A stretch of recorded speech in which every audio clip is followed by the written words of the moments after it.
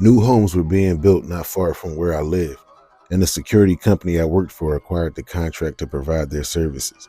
I asked my manager, Joe, if I could switch sites.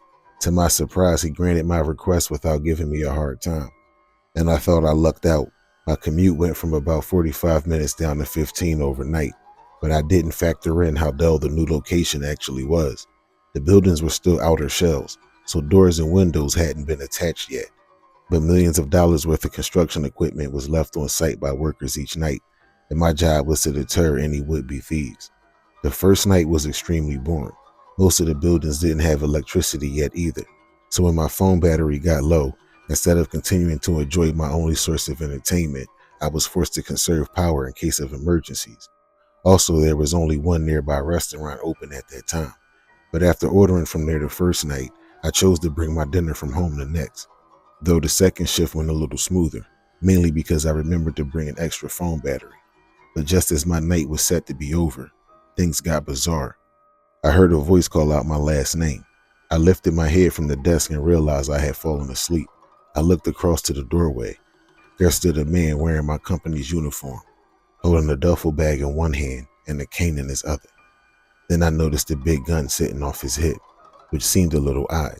Only a few of our guards were licensed to carry, and I thought I knew all of them in my town. Before introducing himself, he asked if I was being paid to sleep.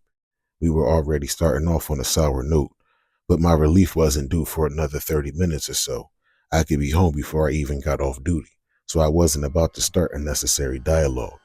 He told me his name was Mr. Turner.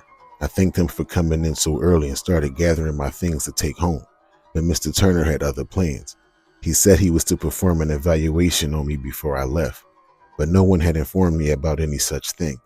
I asked what I was being evaluated on. He told me not to worry and that it would only take a few minutes. Then he told me to follow him. We proceeded outside. He asked how I performed my building checks. When I told him, he responded that I was doing it all wrong. I needed to be more thorough and check each room individually. In the dark, I asked. Mr. Turner handed me a flashlight.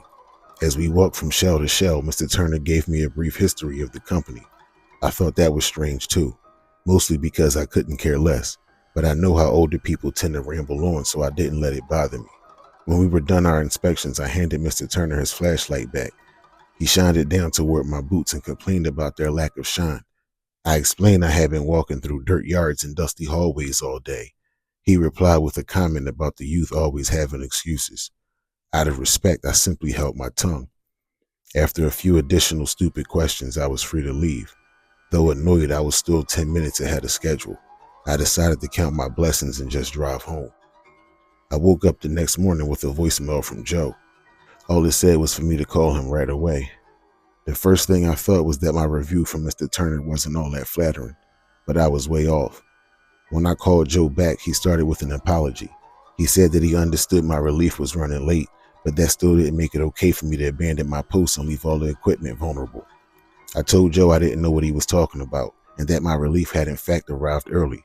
He then said that he, Travis, and I would have to have a talk. I asked Joe what Travis had to do with anything.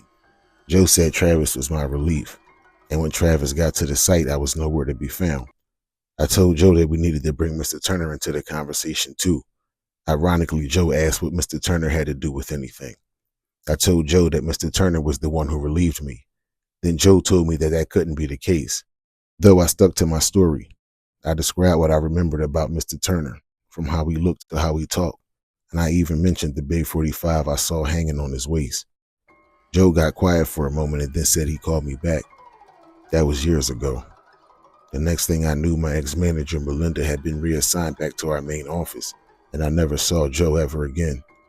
I asked around the job if anyone knew where he'd been relocated to, but no one knew anything. Even crazier, when I told Travis about the situation, he said the same thing Joe had told me. There was no way Mr. Turner had been my relief that night, at least not the real Mr. Turner. There was no guard with that last name on our roster, and the only Mr. Turner anyone had heard of regarding our company was the original founder, and he had retired to the islands years before I started working there.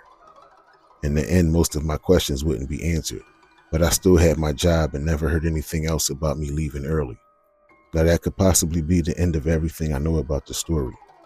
or if the rumor that soon followed had any validity to it. There's one more thing I can add. But again, I have no way to verify its truth or know if the fact is actually connected. I was sitting in a barber shop one day, maybe 3 to 4 months after Joe's disappearance. Coincidentally, one of the other customers was one of his neighbors, or at least used to be. The last conversation the two had, Joe was saying something about going to go take care of his sick father. Supposedly the old man had some type of mental illness. Later on, after I left the shop, I got to thinking, and the thought finally hit me to go check Joe's LinkedIn page. It was still active, but nothing had been posted since I spoke to him last, and all of his pictures had been deleted. That's interesting.